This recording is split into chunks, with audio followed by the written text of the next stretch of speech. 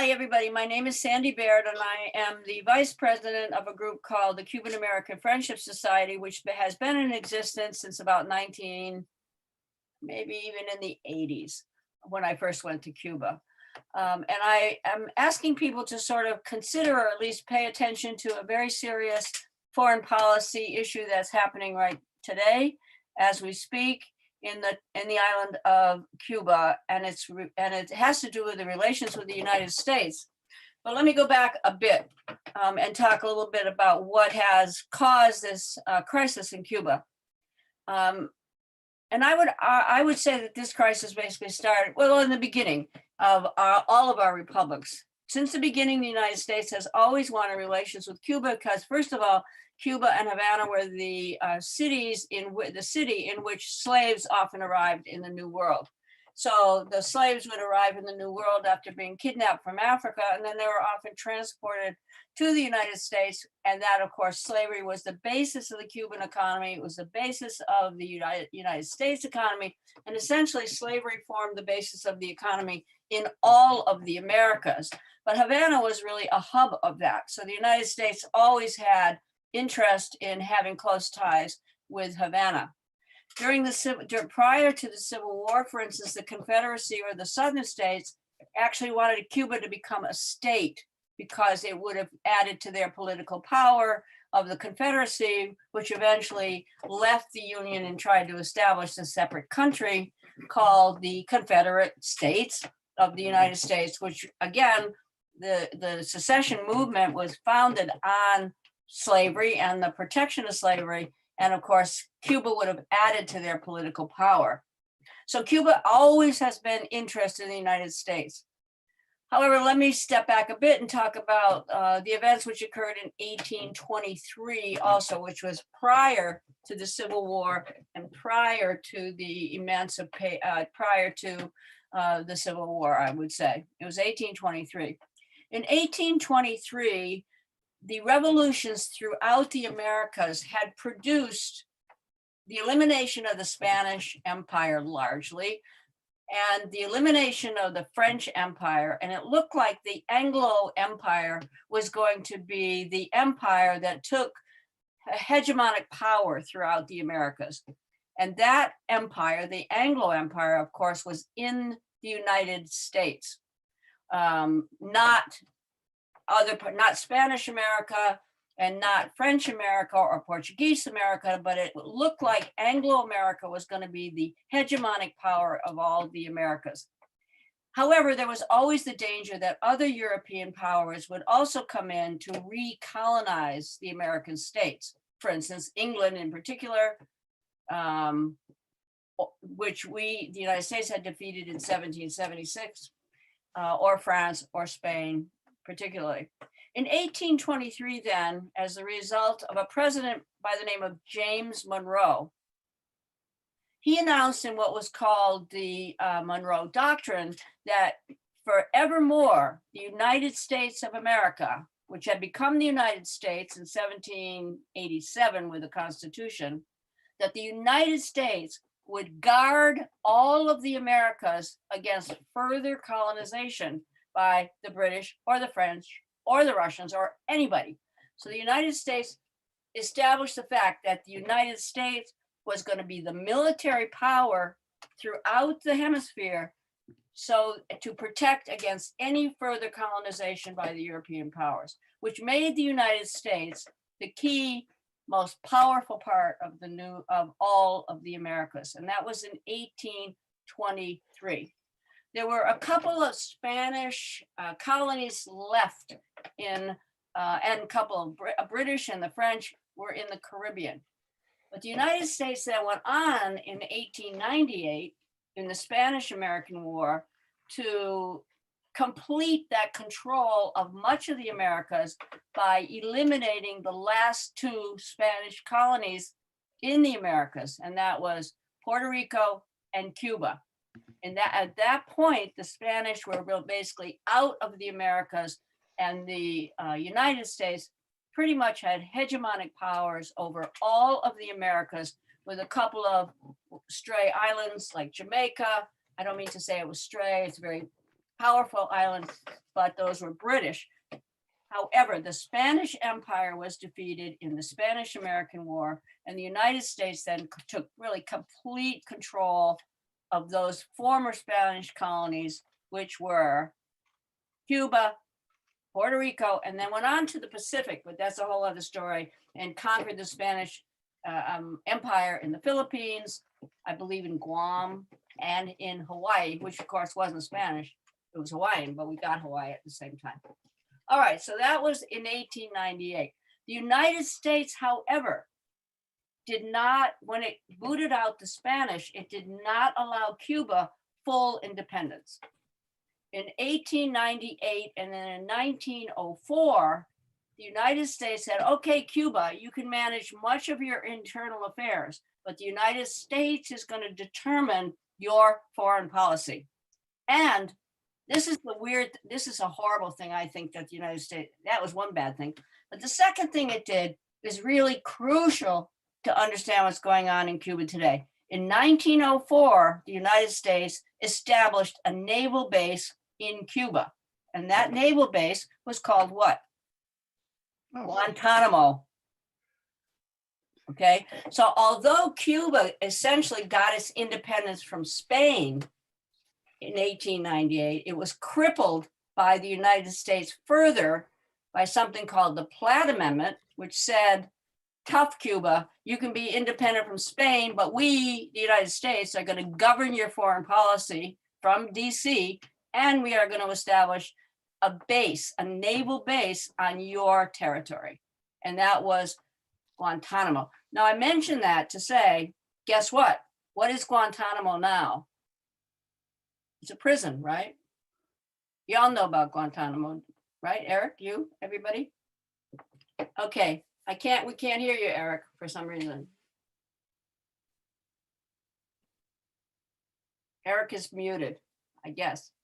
Okay, I just heard something awful about Guantanamo anyway the other day, so I get back to that. But anyway, still the United States, when Castro came into power, he tried to evict the United States from Guantanamo. He said, your lease is up, get out. But the United States always had said, make us. And they have not moved. And that now is a big prison in which so-called terrorists have languished ever since 9/11. I think there are still 39 supposed terrorists, whatever you want to call them. I would call them prisoners of war, never brought to trial, and they're still incarcerated in Guantanamo for 39 years. And the Cubans have no control over that and are unable to get the United States out of that island. Okay, so fast forward then, that situation from 1904, when Guantanamo was established, until 1959, Cuba remained a semi-colony then of the United States. Most of the Cuban economy was dominated by US corporations, which exploited Cuba, obviously, and by organized crime. Organized crime had a presence on the island, particularly during the 30s and the 40s. And a wonderful book about that is called Havana Nocturne. A really fun book about the organized crime on the island of Cuba until basically in the communist revolution in 1959. So Cuba, while it was sort of independent, sort of its own country, managing some of its internal affairs, essentially it was a country that was a colony of the United States, financially, politically controlled by the United States, and also with a big fat naval base on the island, also a US naval base. I always pointed out to my students, can you imagine if the United States had a foreign base, like if a bunch of Iraqis were here in a base? I mean, it would never happen in the United States. It was a sign that the United States really was guarding Cuba and was keeping Cuba under its thumb. In 1959, though, as many of us know, let me back up a little bit. 1945, end of World War II, okay? The United States, in my opinion, but also because I've read a whole great deal, in 1945, the United States supposedly went back to peace. The United States came out of World War II, the victors of World War II. Clearly the only country that emerged on top of the world in 1945 was the United States. Britain had been smashed, France was smashed, Russia in particular had lost 22 million people. Its economy was gone. All of its infrastructure was smashed. However, the Russians had defeated the Nazis in Europe. But in 1945, the United States was the clear victor of the world and emerged from World War II, as I mentioned before, the most powerful country on earth in 1945. But instead of sort of kind of reverting to any kind of a peacetime economy, the United States then entered a period of time that we now call the Cold War, correct? And that Cold War directed its energy, the United States directed its new military industrial complex toward the Soviet Union. Immediately in the division of Europe, everywhere the United States declared essentially a war on communism and a war against the Soviet Union and also China to some extent. But key was the war against the Soviet Union, right? Immediately. And we had been allies. For those people who really hate Putin and all that anti-Russian nonsense, I always try to remind people, hey, look we were allies in World War I and in World War II with the Russians. The Russians defeated Hitler pretty much alone. The United States provided materials and aid to the Russians and the Soviets, but essentially the Soviets were paid the heaviest price and they rolled back Hitler's Germany pretty much by themselves and with their bodies. Okay, but immediately this Cold War began, and it began basically in Iran is where it really began, but I'm going to concentrate on Cuba. So 1954, the United States participated in the overthrow of the Iranian regime, who had elected, the Iranian people had elected a guy named Mossadegh, kind of a socialist. The United States, through the CIA, overthrew that person, and in comes the Shah of Iran. 1954 in Guatemala, same deal. Election of a man called Arbenz. Again, a man who wasn't a communist himself, but he was a communist sympathizer to a certain degree, and it allowed the Communist Party to become legal in Guatemala. And the United States participated through secret organizations, the Central Intelligence Agency primarily, to overthrow Arbenz and establish a military ruler who was friendly to the United States. The big thing, though, was 1959 with Cuba. Did somebody want to say something? I thought, no? Okay, so what happens in 59? The Cuban people essentially, at that time there was a man in power by the name of Batista. He was pretty much of a dictator and was very friendly to the United States, but was exploiting Cuba. Is there somebody there talking? Anyway, doesn't matter, I guess. Okay, so in 1959 came what we now know of as the Cuban Revolution. And out of the mountains came Fidel Castro, Brother Raul, women, and Che Guevara, and they basically took over Havana on New Year's Day in 1959. And Cuba became, first of all, an independent country, truly, at that point, because Castro said he wasn't going to deal anymore with the Platt Amendment, and that Cuba was going to go its own sovereign way, and it was going to control its resources for the benefit of the Cuban people and not for the benefit of the corporation, the owners of the corporation, American, US corporations. And that happened. Fidel Castro comes in, brand new government, and Cuba becomes first independent. A couple years later, or very soon though, Fidel Castro declares not only is Cuba going to be independent, but Cuba is going to be a Marxist Leninist state, a socialist state. And that, of course, really annoyed everybody, annoyed Washington enormously, especially those people who owned the economy, basically, of Cuba. They were very annoyed. They were also, Cubans themselves were very upset. Many Cubans were also very upset. And many of them left the island at that point. Well, frankly, the rich left the island. And also there was a big racial divide. The rich left the island and the whites left the island.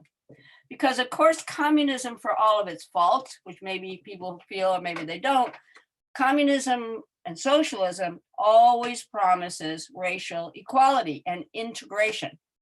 Cuba is an island that is largely people of color, many colors, and some very Black African Cubans also. So, but the white people within Cuba were the ones who controlled the economy, who were wealthy, who had property, and who essentially booked it from the island, thinking their property was going to be taken, their wealth was going to be taken by these communists, and so they left the island, and guess where they went? Florida, correct? I think you guys all know this, don't you? I mean, they went and settled in places like Miami and Tampa, and they formed Cuban communities in the US, and they were welcomed there. They were absolutely welcomed by the government of the United States, who sought to always destroy and undermine the Cuban Revolution. From the beginning, that's what the United States policy was. Now you can remember something else, that the Central Intelligence Agency was founded in 1947, and the National Security Act, which put the United States on a permanent wartime mentality and level. That was when Dwight Eisenhower even said, beware of the military industrial complex, which comes in this country right after World War II, right in 1947. So the Cuban Revolution occurs in 1959. And Castro announces he becomes a Marxist-Leninist. To the United States, of course, as someone commented once, the United States saw red at that point. Red's 90 miles away. I wish we had a map. Cuba is 90 miles away. I don't know if many Americans realize that. It's like an outpost of the United States also. It's very similar to the United States. One of the reasons that I love going there is because they like the same kind of stuff USAians like. They like baseball. They like nightclubs. They like music. They like to dance. They're fun-loving people. And it reminded me of being basically in the United States a lot. It's not a dreary communist country. It's a fun-loving, joyful country, very close to us. And the presidents immediately sought to undermine the communist revolution in Cuba, including, well, what does John F. Kennedy do? Y'all know what he did, right? I love John F. Kennedy, but he was a bastard to Cuba. He took in he's elected and inaugurated in 1960. He was told by Dwight Eisenhower prior to his taking of office that there was going to be an invasion of Cuba in 1961, April 61. And Kennedy was very leery of it because he kind of thought, boy, I don't want this to fail on my watch, especially when I'm a new president. But he was kind of ordered to go and do this invasion of Cuba with private mercenary armies in April of 61. And he did it. And that was the invasion at the Bay of Pigs with private armies from other Central American republics like Honduras. Miami sent some. And so these armies invaded the Bay of Pigs, thinking, like all Americans always think, I believe, that we were going to be greeted with open arms because everybody, of course, hates Castro. Instead, when the armies arrived at the Bay of Pigs, they were greeted with absolute hostility and chased out of Cuba, and there were many deaths. And the Americans were sent packing, either arrested and imprisoned in Cuba, or sent packing back to the United States. And that largely, I believe, is responsible for why Kennedy got assassinated, but that's another whole story. Okay, so the first invasion of Cuba then by the United States, 1961. And the intent was to get rid of the socialist regime in Havana and return Cuba to its colonial state under the control of the United States and under the control and exploitation of its corporations. The second big factor, though, in Cuba that you can't kind of minimize is the mafia. The mafia was also very prevalent in Cuba, and you can see its kind of influence when you go to Cuba and Havana, because all along the seafront were casinos, and the mafia controlled those casinos and made piles of money.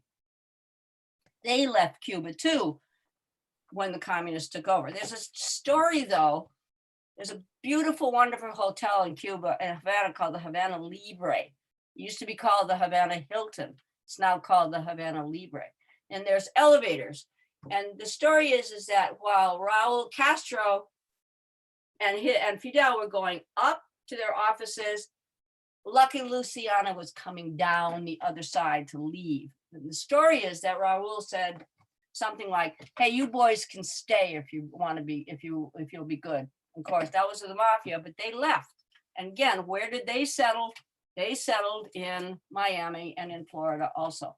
So you have a huge hostile force always among the Cuban American community in Florida. Hostile, wanting to go back to Cuba, wanting to get their property back, and wanting those communists out. So you have in this country a very large population in one of our most important electoral states, hostile to Cuba, wanting to overthrow the communists, and mostly armed by the CIA and encouraged by the CIA to get busy and get there to Cuba to overthrow the communist regime.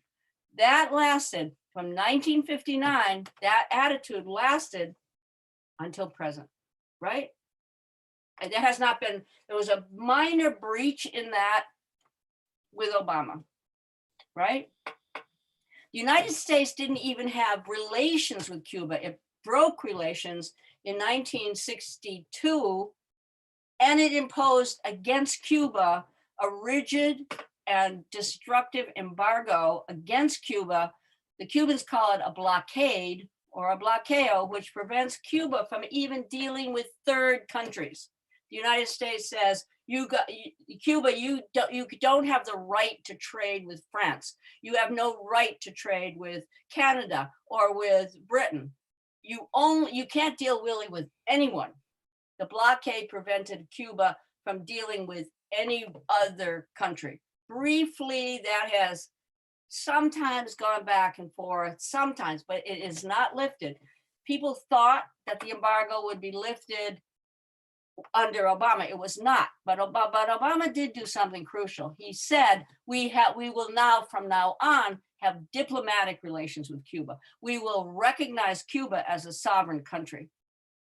My theory was about Obama recognized the fact that very few Americans, USAians is what I call them, recognize, and that is that Cuba is a Black country. How many Americans really think about that? Most Cubans seen in this country are not Black, they're white. They're the ones that left and their ancestors. Very few Black Cubans left Cuba for two reasons to come here: because they didn't have any money to leave, and because they were in favor in general of the revolution. I don't know if that's still true, but one of my closest friends who died this year, Lourdes, was a Black woman, and she was the head of the Foreign Relations Department at the University of Havana, and she would rub her skin and say, I wouldn't be where I was in this society without Fidel Castro. I think there's a big political divide, a racial divide in Cuba, like there is here, and that in general, that it was the white rich who left and who really want to go back. The other thing that those people in Miami would argue is that they lost their property. They did. They left their homes, they left their farms, if they had them, and they came to the United States. They didn't lose it right away, but in the end, the Cuban government did take away their property, but they don't recognize that as legal. They think they can still go back and claim their houses and property. And if we're not careful, that very well might happen. Okay, so what did this socialist country do? You all know what it did. It established a very strong authoritarian government. I'm not certain what my position would be if I lived in Cuba. I probably would be like I am about Bernie Sanders. I would criticize Bernie. I would be arguing with Bernie or Fidel Castro if I could, but I would in general support many of the programs of the Cuban government. The Cuban government has established since 1959, free healthcare. It has established free education and decent education. It has established housing, kind of sometimes really run down and crummy housing, but you don't see many people on the streets. You see essentially censored society, a lot of censorship, but I'm not certain it's any more than really exists here at this point in particular. You see piles of art, music, dancing, culture. It certainly has not destroyed the spirit of the Cuban people. You all have been there, so you all should comment on that. I don't think it has. It is still extremely poor. However, people look healthy, and in general, they seem to be relatively not satisfied with their lives, because they're not, but they seem to be able to have joy in their lives, art and pleasure and sports. Okay, so what's the current crisis as I see it? All right, so that has lasted with various upheavals since then. There have been other attacks on Cuba. There was a huge confrontation at one point called the Cuban Missile Crisis, when the United States discovered through spying, that the Russians were going to and had introduced missiles on the island of Cuba, and Cuba appeared to be drifting toward an alliance with the Soviet Union. And so that was a crisis for John F. Kennedy. And it almost came to nuclear war about that. When it was just, I remember that like it was yesterday. There was 13 days when it was really felt like the Soviet missiles boats were coming this way, and the United States was saying, you go one step farther, we're going to blow you out of the water, and we're going to have nuclear war over this. And somehow, I think a deal was struck. Probably Kennedy had a little bit of his better angels or something, but John F. Kennedy and Khrushchev worked it out. And how they worked it out was that Kennedy said, you get your missiles out of Cuba and we'll take our missiles out of Turkey. And that was the deal that was struck.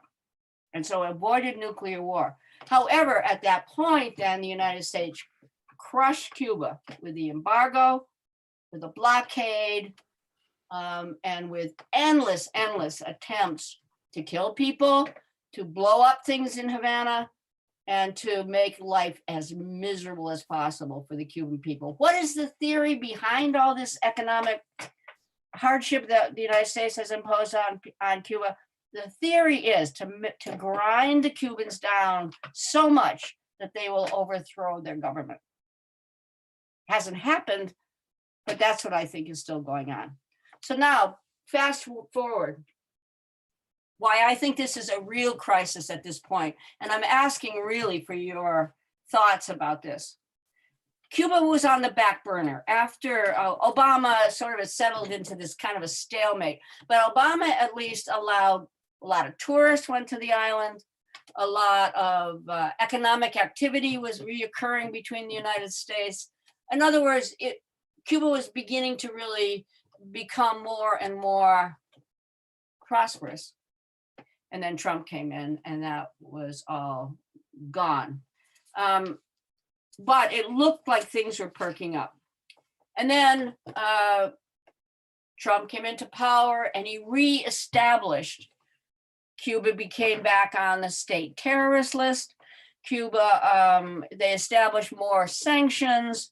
They established more of the blockade. They screwed people down so that they were still hungry. And in the middle of that, not in the middle, but a little bit prior, Fidel Castro dies. And so the Castros are gone. Raul Castro took over for a while, but he too is gone. He established for himself, to his credit, he established term limits for himself. So the Castro family is now out. They probably still control a lot of the Communist Party, but they are out of the state. President of Cuba, I think, Diaz-Canel, is a rather colorless, bureaucratic type. I don't believe that he has the intense loyalty that the Castros had for a lot of reasons, right? Because he's colorless and because he doesn't even, that the whole fervor of the Cuban Revolution is now widely diminished in Cuba. Couple that, so Trump comes into power, more sanctions, more embargo, more hardship for the Cuban people, and now couple that with COVID, right? And the world economy is in an absolute abyss. The whole world economy, not just the United States, although it's true here too, but the whole world economy is in a collapse. I don't think USAians even understand that, how it's not just COVID here, it's COVID everywhere. And that the world economy is shattered, and especially in a small island like Cuba. So what does then happen? The Cuban people right now, there's no food, there's very little food, no oil, no nothing, no repairs to their houses, nothing, and no, they have vaccines, but they don't have syringes. They have no access to world markets. They have no access to vaccines really either. They produce their own vaccines, which is good. But anyway, but they can't distribute them widely. They're in a lockdown and no tourists can go there. None, zero. There's no tourist economy at this point. And that's the situation. So of course, with reason, the Cuban people are protesting against their own government. But what do you think then? And that's fair enough. I always think that people have the right and duty to protest when their government is not taking care of them. I support those protests. However, there's been recent reports of who's behind those protests. And I sent out a bunch of articles today to point out that, as always, in the case of Iran, in the case of Nicaragua, in the case of Haiti, in the case of many poor, particularly in the case of Venezuela, the CIA and the United States and places like USAID and the National Endowment for Democracy are fueling those protests with money and with internet access, and are trying to destabilize the country further. Is it for the good of the Cuban people? I don't think so. I think it's for the good of the corporations of the United States and of the United States. And that's where we are. I wouldn't be so upset about this whole thing if I didn't regard the Cuban government, right? If it was the Castro government, I'd think, they're going to win in the end because they're so popular. But that's not the case here. That is just not, I don't think that Canal Diaz or Diaz-Canel has the same kind of loyalty or the same kind of fervor. So there have been all these protests in Cuba fueled by funds, internet access, social media access from the US, coupled with the fact of a weak government, coupled with the fact that Miami and the Miami Cubans are still there, hunkering to go back, hunkering to get rid of the communist government in Cuba. Do you know what the Miami mayor said the other day? This is horrifying to me.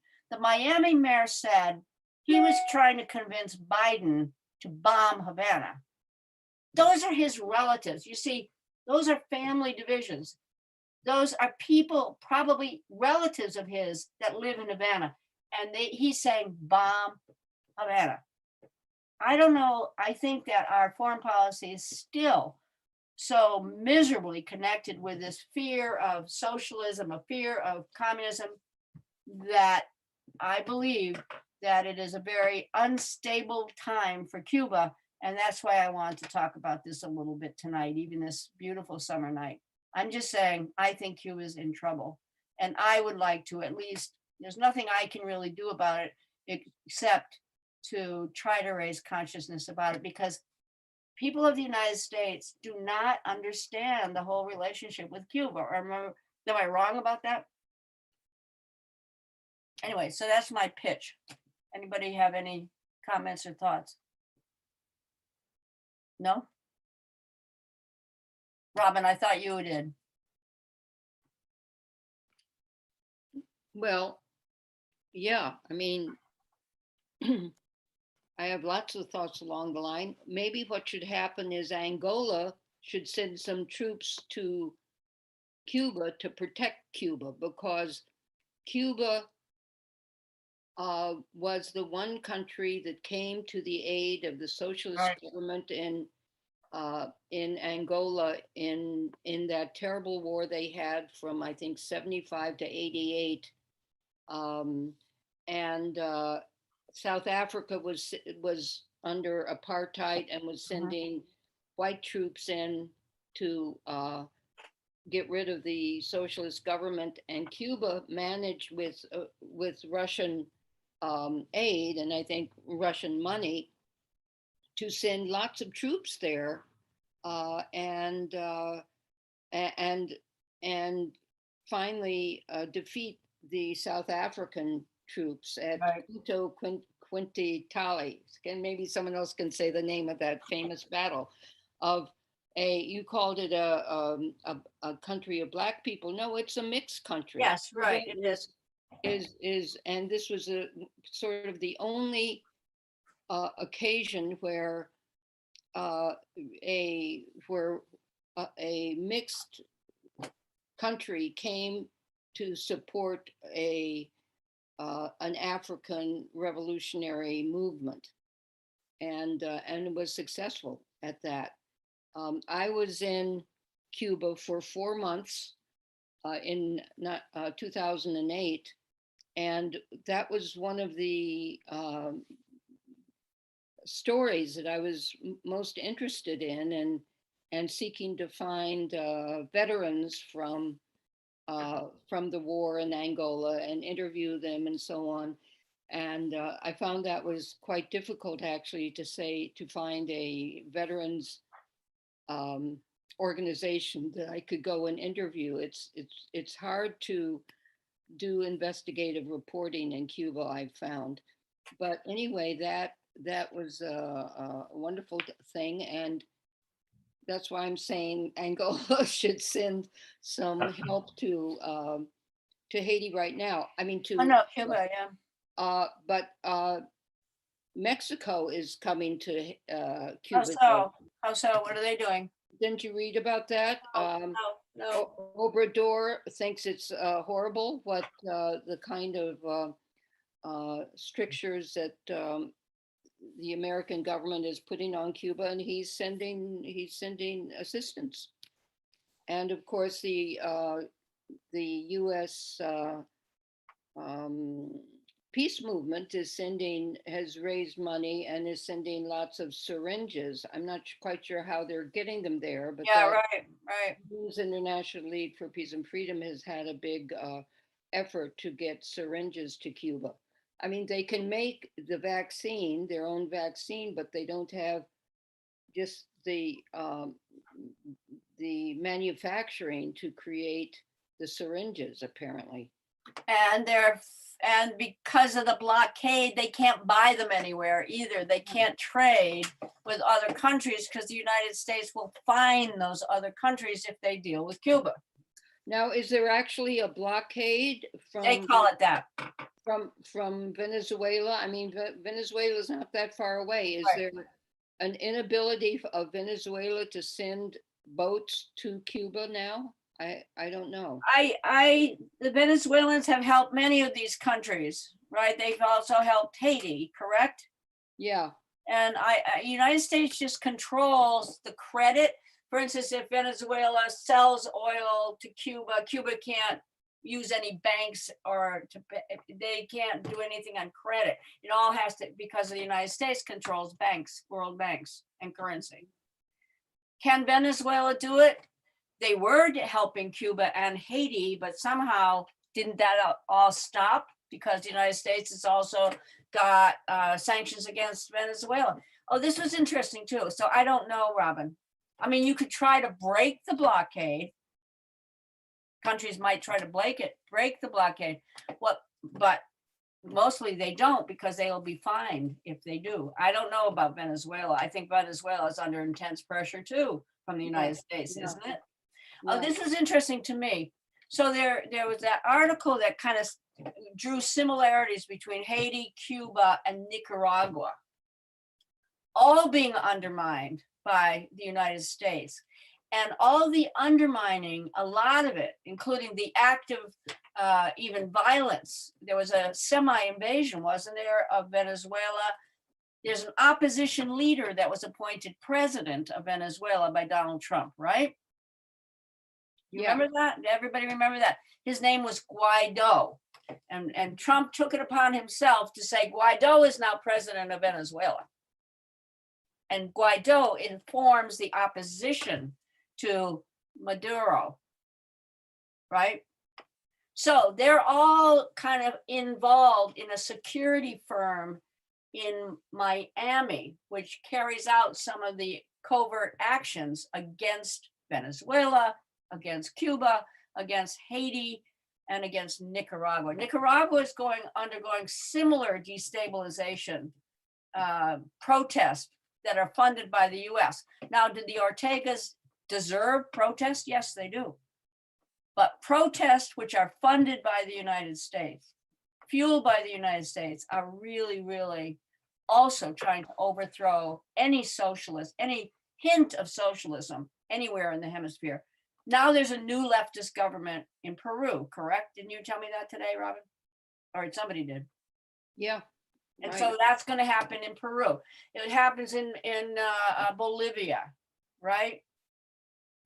Nicaragua, same deal. The United States will not tolerate anywhere really, but particularly in Latin America, it will not tolerate socialist governments, not that I know. Look what it did in Chile in 1973. It overthrew and assassinated Allende. Same deal, right? Remember? We're all old enough to remember, aren't we? So that's what I'm saying, that yes, protests are needed, are necessary, because the Cuban government, you know, is often impossible. It censors, it puts people in quarantine camps like it did to the AIDS victims. What was that, the 80s? When the AIDS people, they're put basically quarantine camps, like might happen here to some of us. And the Cuban government is not perfect by any means. It just, in my view, what we should always be doing as citizens of this country is acting with friendship toward the people of other countries. The United States government has never acted friendly toward the peoples of Latin America. It's always about control and exploitation and hegemony of the United States and Washington, D.C. throughout the hemisphere, including, we have the only name of being America, right? It's not true. Many Americas. I was in Cuba once when somebody said to me, "Where are you from?" And I said, "America." And he said, "We're all Americans, Sandy." And that's true. But we're the only ones who use that even term, isn't it? Because, Sandy, yeah.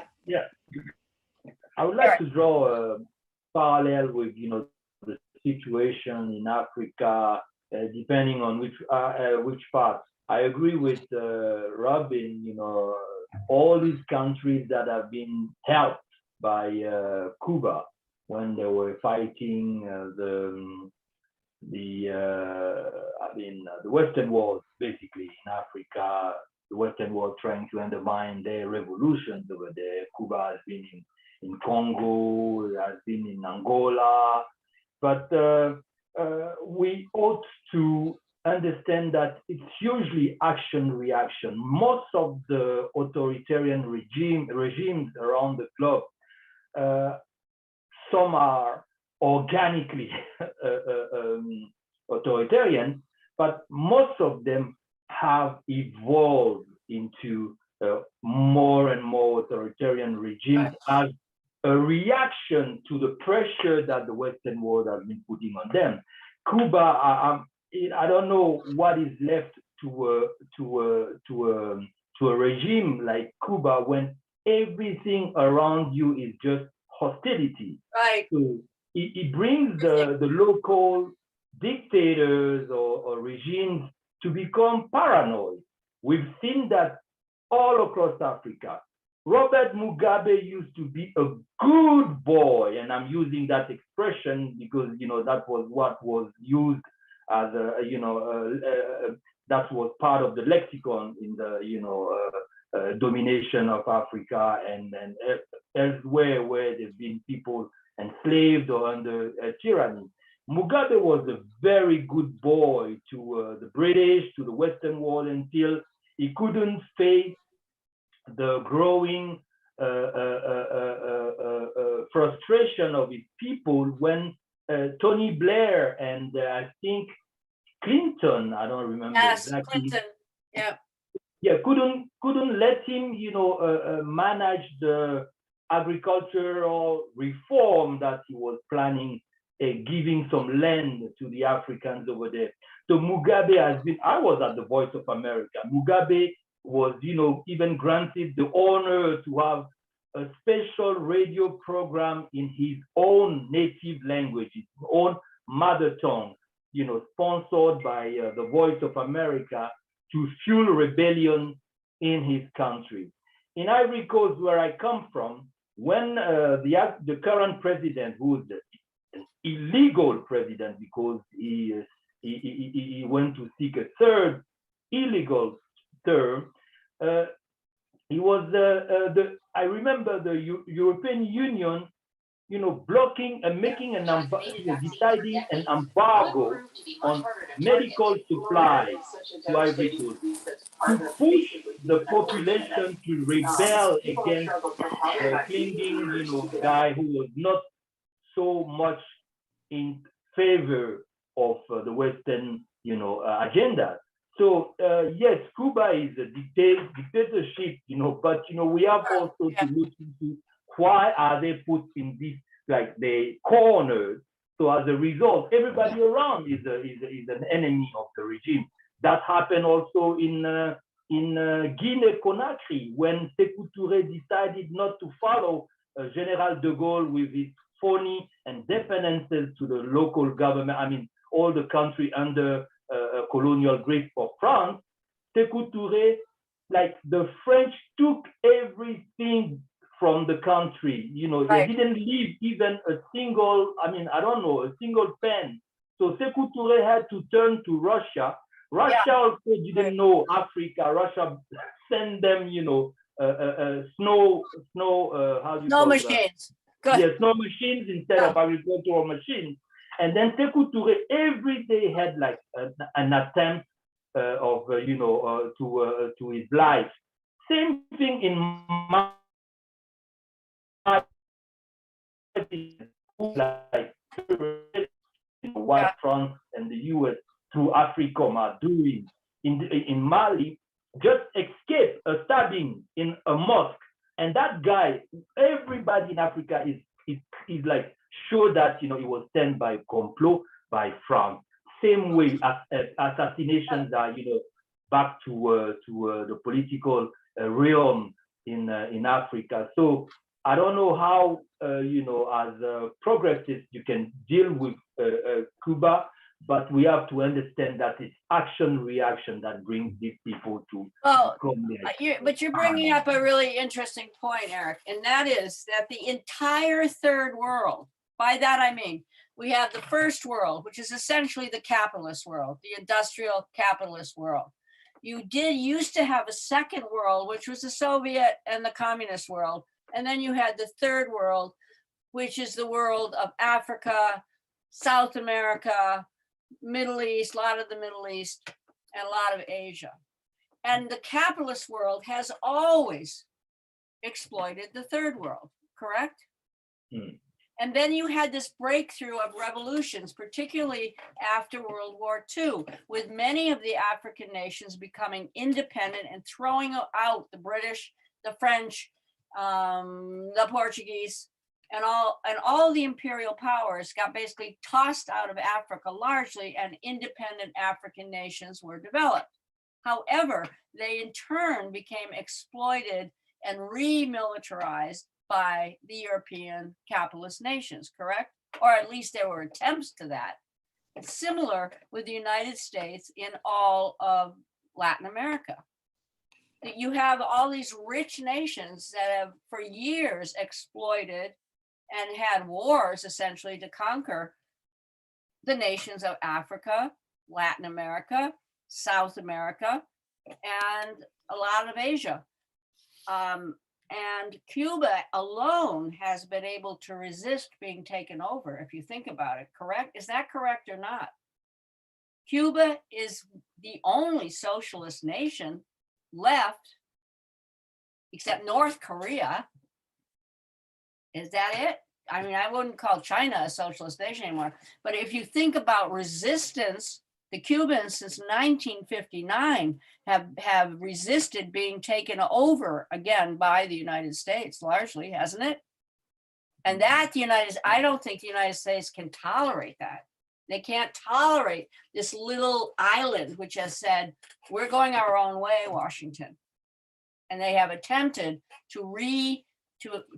for a regime, the word in present language is regime change. The United States has always wanted regime change in Cuba, regardless of what the Cuban people want.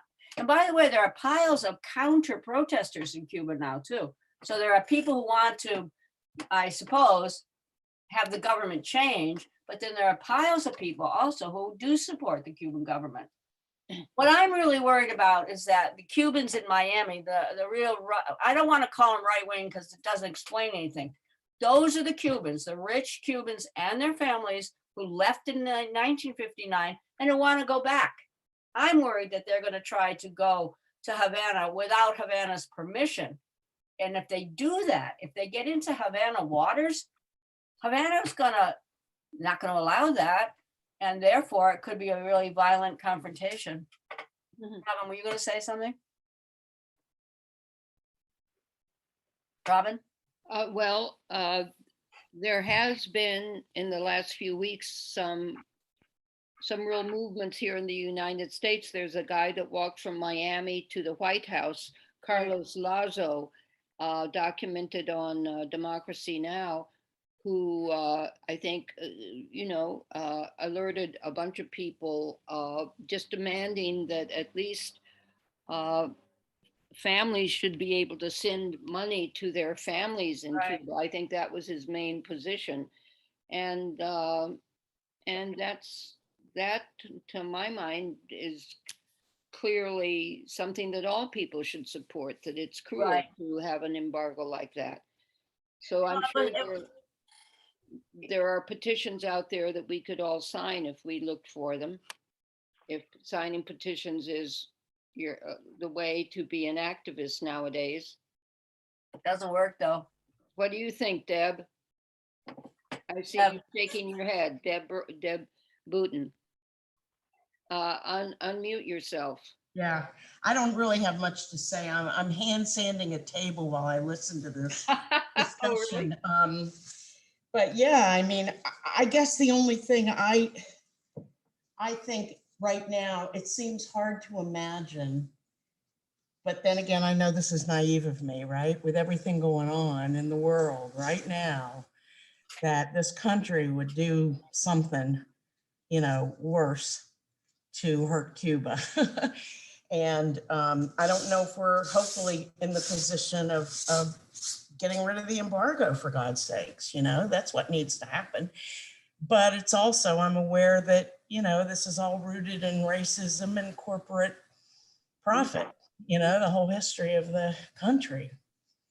I think it would be impossible for the United States to do anything militarily towards Cuba because, and I hope they're aware of the fact that if they did that, Latin America would rise up Mhm. You think? and storm all of the embassies in Latin America, because Cuba has done so much for Right. so many countries. For example, during the El Salvador War, they welcomed fighters who were injured and gave them health care and nurtured them back to health. And that's just one of the things that they did to helping out the countries in Latin America. When I was there, there were these conferences, and people came forward and with the most genuine expression of thanks to Cuba Yeah. for the help that they have given to their country. It's always very moving for me to be there because I mean, I don't think I'm a romantic either, because I mean, I would have a lot of criticism of the government, but I've always been moved by the kind of the dignity and solidarity the Cuban people have always shown throughout the world to everybody, to anybody, including to America, to us here in North America. And one time I can remember this, the United States means things in the world, both bad and good. One time on the 4th of July, Lourdes, who is my colleague at the University of Havana, wrote to me and she said, "Congratulations on your revolution." This was the 4th of July. She said, "Congratulations on your revolution. The North American Revolution means so much to the people of the world, including Cuba. The United States would never have that kind of grace for the Cuban Revolution." I mean, it was so, one time I was there and there was a soccer game going on, and it was the USA versus some country, I think in Africa, and everybody was rooting for the USA. And I said, "How come you're rooting for the USA?" And they said, "Because that's it. That's part of the Americas." I mean, their feelings of solidarity with the people of the world has always impressed me, including the fact that their main export are doctors. Their main export, they send doctors all over the world when there's tragedies and when there's hurricanes. They wanted to come here during Katrina. And who was the president? Bush said, "No, we don't need you." No.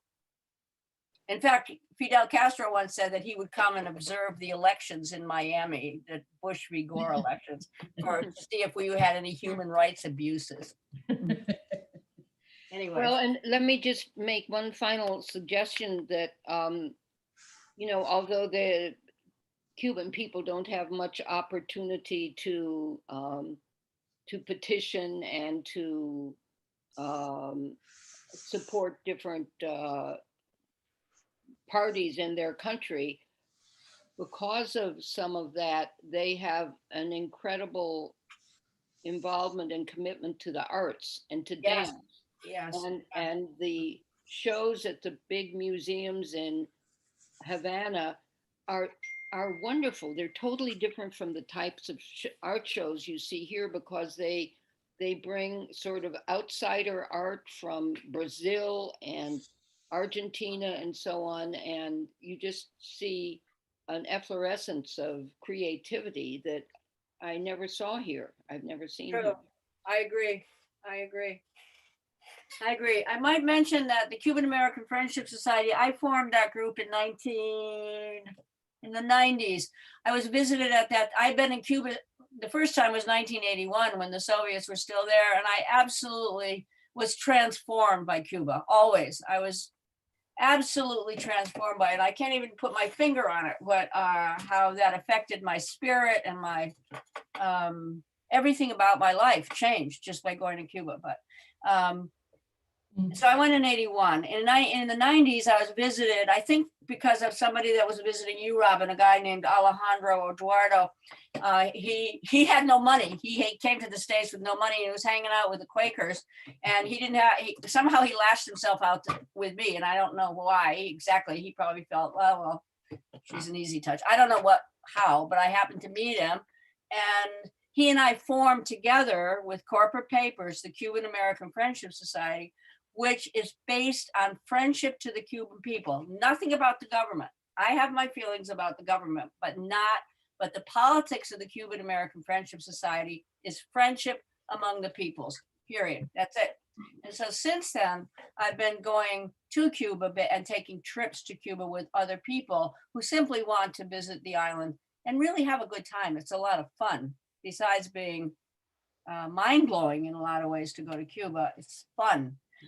And so since then, we do trips back and forth. I've taken lawyers and teachers. I noticed that Stevie is on the line. Stevie went on a Cuban-American friendship trip to Cuba also, I think. I don't know if Stevie can hear this or not, but anyway. And we are trying to do a trip there in February. Given the current crises in Cuba right now, given COVID, which the cases, I guess, are rising there again, and given, I don't know if we'll ever be able to go there again, and given the fact that President Biden has not changed his policies one bit, I don't know if we'll be able to ever go again, but I really would like to go, even if it was a humanitarian trip, even if we could go and bring stuff there. And we are planning to do that in February. If anybody's interested, please, they need us. They really do. They need our friendship. In fact, all of the Caribbean islands need our friendship, and the African countries too. They need the friendship of the United States, not the hostility of our government, our ridiculous, inhumane government. And that's all I can say. The poor people of the world deserve better from the United States. So if anybody's interested in that, you could contact me. And we are going to do our best to carry out this trip in February. In fact, we have people already signed up to go. And it really just depends on whether we'll be able to get there. Right now, I don't think there are any flights in and out of Cuba. Does anybody know? No idea. They're totally isolated, totally. Of course, every place is. Can't travel anywhere. Can't, as far as I know, can't even go across the border into Montreal, right? Get your vaccine, Sandy. I don't comment on that, Deb. I told you that. I know, no comments, please. Okay, all right. Those are private medical decisions made by equal citizens Yep, who vaxxed. Okay? yep. Are there any other thoughts or questions? Well, what Hi, I thought, no, I'm sorry, it's Jane. My name is Jane Henley. Wanted to ask, I thought, is Cuba supported by any other big government? Like I thought, No, not even the Soviet Union. I thought the there's no Soviet Union. Soviet Union anymore. It's Russia. And yes, Russia tries. Russia and China do try to help Cuba. I don't know if they really help so much as they want a presence in Cuba. Cuba could be a huge market for a richer country. Cuba is a fabulous place to visit. It's fun. It's got incredible culture. It could be a center for tourism. It was that. I'm always amazed when I go to Cuba, because if you go into the biggest, one of the most fascinating hotels in the world, in my opinion, the Hotel Nacional, which was built by Meyer Lansky, one of the mafiosi that was in Cuba in the 30s. There's a statue, for instance, of Nat King Cole. There's no statues to Fidel Castro, but there's a statue to Nat King Cole. You ever see it? Because that's the kind of people they are. They like music. They like dancing, as Robin said. They like art. I don't even know if they give that much of a damn about politics, really, do they? I don't know. I mean, they have this incredibly irrepressible spirit. And so, yes, the Russians did all through the period of time before the collapse of the Soviet Union. Remember that the Soviet Union existed from 1917 only till 1991, and then it collapsed. And it was the main support of Cuba till 1991. And then Cuba faced incredible shortages, no economy, no oil, total bust. And they went through a period of time called the special period from 91 till maybe 97 when it recovered. But it had to really, really recover. It went during that time to completely organic agriculture. It went back to using animals in agriculture because they couldn't get oil for tractors. They went through a very difficult time, but they did recover. But this COVID stuff and the increased sanctions from Trump and the increasing pressure from the blockade of the United States, I think if you couple that with the death of the Castros, I think it's a very, very dangerous time for Cuba right now. And I would love it if people just paid attention to it, because they're 90 miles away and they're our neighbors. That's really the way I feel. Politics should be based on neighborliness, don't you, and friendship. Anyway, anybody else? Robin. I would like to give gratitude to Sandy because of her devotion to Cuba over the decades. She formed the unit at Burlington College that brought students there. That's how I went there for 4 months in 2008, and it continued for a number of years. And I think more than anyone else in Vermont, she has held Cuba in her heart. And thank you for that, Sandy. Thank you, but I think Cuba's in the heart of many people. I don't think you can go to Cuba without having it in your heart, honestly. It's difficult. It's difficult to forget Cuba. Anyway, and none of us have, right? Stevie, are you there? No, but Stevie was a new friend of mine who went there quite recently with the Cuban American Friendship Society. And remember, we're going to try our best to go in February. Okay. Any other final thoughts? Thank you, Beth, for all your work. This is the last VICII session of the year, actually. But in the fall, we have many events that are going to be planned, including one about baseball, the Negro League. We're going to do some historical events, particularly around Black culture. We're going to do a program on the history of jazz, a history of the what so-called Negro leagues when baseball was segregated. We're going to have the visit from San Francisco of the prosecutor Chesa Boudin, whose parents fought along the Black Liberation Army, were considered terrorists. They went to jail. Chesa became the prosecutor, elected prosecutor of San Francisco, I think, or LA. Do you know? San Francisco. San Francisco? Is it? Okay. And we are going to try to talk about censorship and some of the amendments. We're going to continue our partnership with the People's Law School to try to concentrate on the frayed U.S. Constitution. And maybe we'll even have a program on the Cuban Constitution. Hey, Mary. Mary was in Cuba, too. There's Mary Twitchell. Hi, Mary. Hi, Mary. And we might even have a program from Diane Gayer, who's also on tonight. So I hope so. Mary, how are you doing, Mary? I'm okay. I'm fine. Good, good. Okay. And Any other, go ahead. Yeah, I wanted to offer something for the February trip. Great.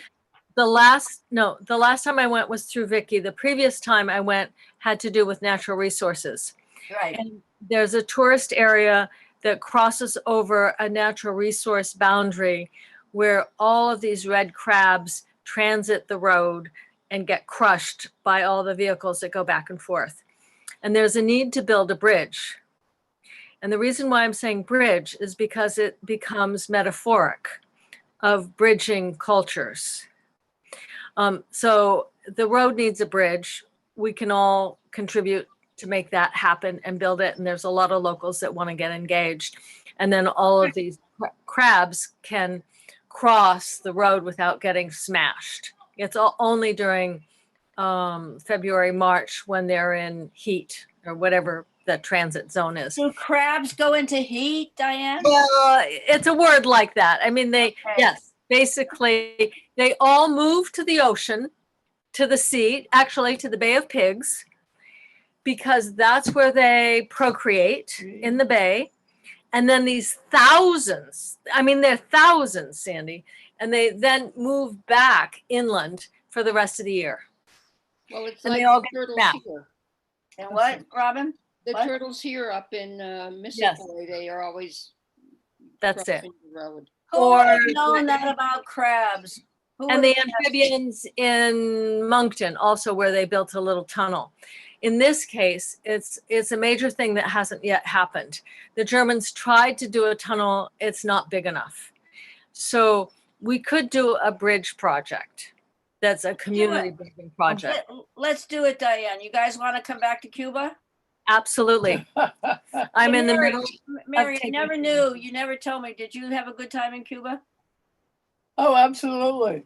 Good, That great. was fascinating. I heard you were the hit, actually, of the trip. I Someone told don't think so. well, I heard otherwise. That's Okay. good. Anyone else have any thoughts tonight? Okay, so maybe I'm going to continue to do some of these programs in the fall, and maybe we should pretty soon have an update about Cuba. And I will let everybody know about, we have plans right now to go in February, and we have even some people who have made a deposit on that trip. I'm just hoping that we can really do it. So we'll be in touch, right? Any final thoughts?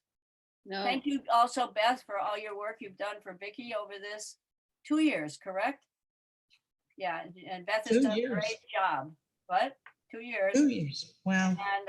And Jacob, by the way, Eric, Jacob and I are going to take over these sessions, and you're welcome to Okay. participate. Okay. Right. All Mhm. right. Great. Okay. All right. Thanks. Okay. Thank you for being here tonight, and we'll see you maybe soon, I hope, on the streets. Okay. On the streets. On the streets of Burlington or Havana. Thank you. Thank you. Yeah. Okay. Hasta Bye. hasta siempre. Thank you. Yeah. Bye. Hey, Eric. Demain. Oui. Yes. Okay. Bye.